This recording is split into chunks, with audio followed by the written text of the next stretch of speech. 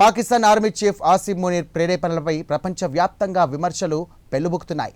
ఇక ఆసిమ్ మునీర్ మాటలు Osama bin లాడెన్ను గుర్తు చేస్తున్నాయని పెంటగాన్ మాజీ అధికారి మైకెల్ రూబెన్ మండిపడ్డారు. అంతేకాదు ఆసిమ్ మునీర్ వీసాను రద్దు చేయాలని ఆయన కోరారు. అలాగే భవిష్యత్తులో మునీర్కు అమెరికా శాశ్వత తలుపులు మూసివేయాలని ఆయన డిమాండ్ చేశారు.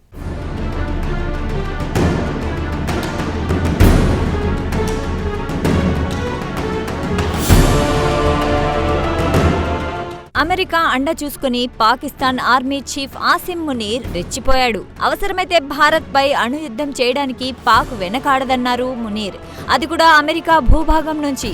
అయితే మునీర్ ప్రేలాపనలు అంతర్జాతీయంగా దుమారం రేపాయి.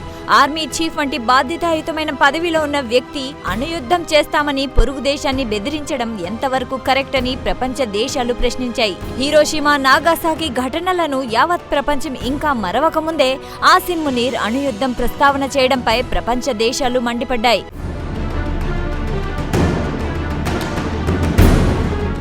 తాజాగా ఈ ఇష్యూలోకి పెంటగాన్ మాజీ అధికారి మైఖేల్ రూబెన్ ఎంట్రీ ఇచ్చారు. ఆసిమ్ మునీర్ వ్యాఖ్యలపై ఆయన నిప్పులు చెరిగారు.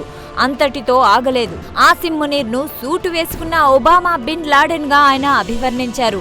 ఆసిమ్ మునీర్ మాటలు కరుడుగట్టిన ఉగ్రవాది ఒసామా బిన్ లాడెన్ మాటలను గుర్తుకు తెస్తున్నాయని పేర్కొన్నారు. ఒసామా బిన్ లాడెన్ అంటే ఎవరో ప్రత్యేకంగా చెప్పాల్సిన పని లేదు. తన ఉగ్రవాద చర్యలతో అమెరికాలో ట్విన్ టవర్స్ ను పేల్చేసిన నరహంతకుడు. ఆ తర్వాత పాకిస్తాన్ లో దాక్కున్న ఒసామా బిన్ లాడెన్ ను అమెరికా ప్రత్యేక బలగాలు ఒక వ్యూహం ప్రకారం మట్టుబెట్టిన సంగతి తెలిసిందే.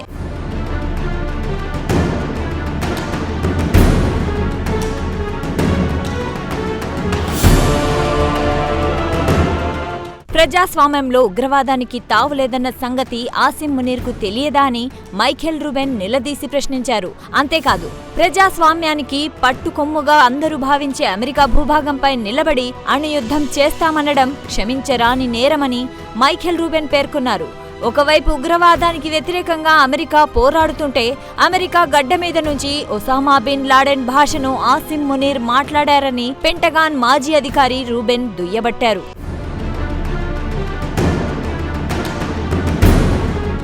కాగా ఆసిమ్ మునీర్ పై పెంటగాన్ మాజీ అధికారి మైఖేల్ రూబెన్ అంతటితో ఆగలేదు. సూటు వేసుకుని ఉగ్రవాదుల భాష మాట్లాడే ఆసిమ్ మునీర్ కు అమెరికా వచ్చే హక్కే లేదన్నారు. లాడెన్ భాష మాట్లాడిన మునీర్ కు శిక్ష పడి తీరాల్సిందే అన్నారు.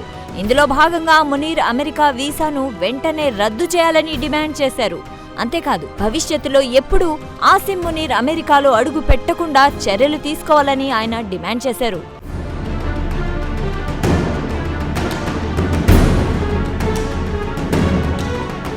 అమెరికా భూభాగం నుంచి ఒక దేశాన్ని వేరే దేశ ఆర్మీ చీఫ్ హెచ్చరించడం ఇదే తొలిసారి, అది కూడా అణుయుద్ధం గురించి.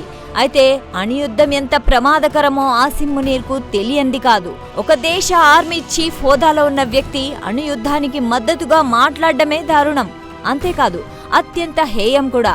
అది కూడా సదరు అణుయుద్ధం పేరుతో పొరుగు దేశాన్ని హెచ్చరించడం మరింత దారుణం.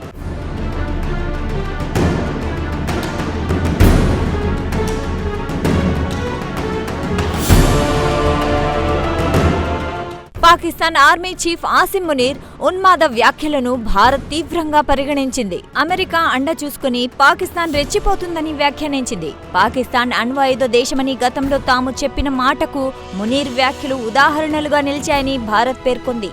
మునీర్ వ్యాఖ్యలను బట్టి పాకిస్తాన్ ఎంత దుర్మార్గ దేశమో యావత్ ప్రపంచం అర్థం చేసుకోవాలని విదేశీ మంత్రిత్వ శాఖ పేర్కొంది.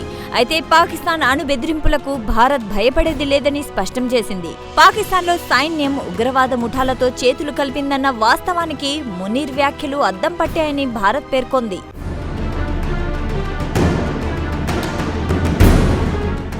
అంతకుముందు కేంద్ర ప్రభుత్వంలోని ఉన్నత స్థాయి వర్గాలు స్పందించాయి.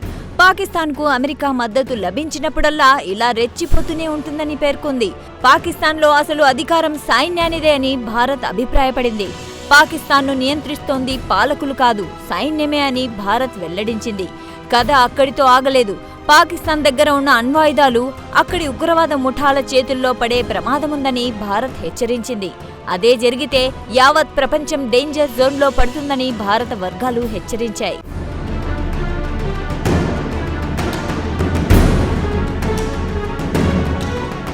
కాగా ఉగ్రవాద ముఠాలకు పాకిస్తాన్ ప్రభుత్వం అండ ఉందని భారత్ గత కొంతకాలంగా చెబుతూనే ఉంది. అయితే ఆసిం మునీర్ తాజా వ్యాఖ్యలు భారత్ ఆరోపణలు నిజమని అందరూ నమ్మేలా చేశాయి.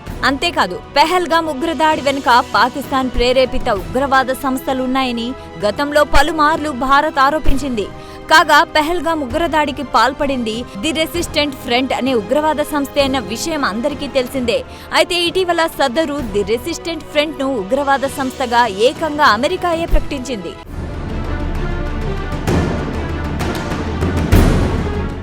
ఏమైనా ఆసిం మునీర్ వ్యాఖ్యలు పాకిస్తాన్ నిజస్వరూపాన్ని బట్టబయలు చేశాయి.